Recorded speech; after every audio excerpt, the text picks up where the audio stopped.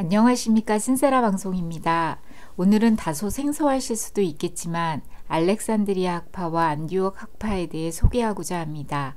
두 학파 모두 초기 기독교 교리 형성에 많은 역할을 하였고 동시에 많은 이단 교리들이 생겨나기도 하였습니다. 아울러 성경 해석 방법도 서로 달랐습니다. 알렉산드리아는 나일강 입구에 있는 대도시로 주전 332년 알렉산더 대왕이 건설하였습니다. 주전 1세기경에는 인구가 100만 명이나 되었습니다.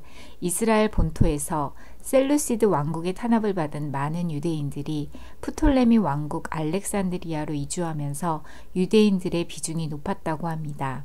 주 2, 3세기 이 도시에서 알렉산드리아 학파가 생겨납니다. 이 학파는 헬라 철학과 기독교 신앙을 절충하였고 성경을 알레고리적으로 해석하였습니다. 즉 은유적, 비유적, 신비적 방법으로 성경을 이해하였습니다. 한편 안디옥은 지금의 시리아 지역에 위치해 있으며 로마, 알렉산드리아와 함께 로마의 3대 도시였습니다. 사도 바울은 이 도시를 이방인을 향한 세계 선교의 교두부로 삼았습니다. 이 도시에서 생겨난 안디옥 학파는 히브리적 사고에 기반을 두고 성경의 역사적, 문법적, 문자적 해석을 중요하게 생각하였습니다. 알렉산드리아 학파, 클레멘트, 오리겐 등의 비유적 해석은 이후 어거스틴으로 이어져 카톨릭과 신교의 성경 해석 방법에 영향을 미치게 되었습니다. 하지만 이 방법은 독자인 내가 중심이 되고 성경은 단지 배경이 되는 셀카 촬영과 흡사한 성경 해석이 될 수 있습니다. 그럼 올바른 성경 이해는 어떻게 해야 할까요? 첫째, 육하 원칙에 따른 성경 읽기를 통해 원래 메시지가 무엇인지를 이해해야 합니다. 예를 들면 누가 누구에게 하는 말하는 내용인지를 잘 파악해야 합니다.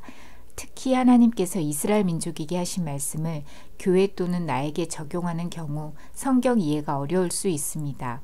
하나님께서 이스라엘과 맺은 언약을 폐기하시고 약속의 대상을 교회로 옮기신다면 교회에게 하신 약속도 변경되거나 폐기될 수 있음을 의미합니다. 이와 같은 것들은 약속을 반드시 지키시는 하나님의 성품에 맞지 않고 성경 예언에 대한 이해를 어렵게 만듭니다.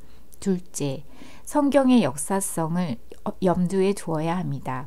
성경의 큰 구조는 역사를 통한 예언 및 약속의 성취입니다.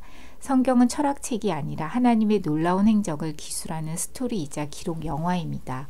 따라서 한 구절 또는 한 단락에서 그 의미를 뽑기보다는 거대한 스토리의 한 부분으로서 성경 말씀을 접근해야 합니다. 셋째, 성경 언어인 히브리어, 헬라어 등이 각 문화에서 어떤 방식으로 개념을 전달하는지 이해할 필요가 있습니다. 앞뒤 문맥을 잘 살펴야 하고 성경에 쓰여진 당시 문화나 자연 환경도 잘 고려해야 합니다. 요즘에는 저 같은 평신도들이 참고할 수 있는 관련 서적, 영상 등이 많아 성경 해석에 큰 도움이 됩니다. 예를 들면 우리나라에서는 킹덤, 즉 왕국이 천국으로 번역되어 예수님에 대한 깊이 있는 이해를 어렵게 합니다. 그리스도나 복음 등의 원의미가 왕과 왕국에 연관되어 있다는 것을 알면 성경 읽기가 훨씬 재미있어질 것입니다. 넷째, 성경 저자는 하나님 한 분이심을 기억해야 합니다. 성경은 정말 놀라운 책입니다. 1500년 동안 약 40명의 저자가 기록하였지만 한 사람이 기록한 것처럼 일관성이 있습니다. 어떤 단어나 이미지 등이 성경에서 일관성 있게 그 개념을 전달한다는 것은 하나님께서 성경의 저자이심을 강력하게 증거하고 있습니다. 성경을 내 주관대로가 아니라 원 의미대로 이해하기 위해서는 사실 지금보다 약간의 노력이 더 필요합니다. 오늘은 여기까지입니다. 경청해 주셔서 감사드립니다.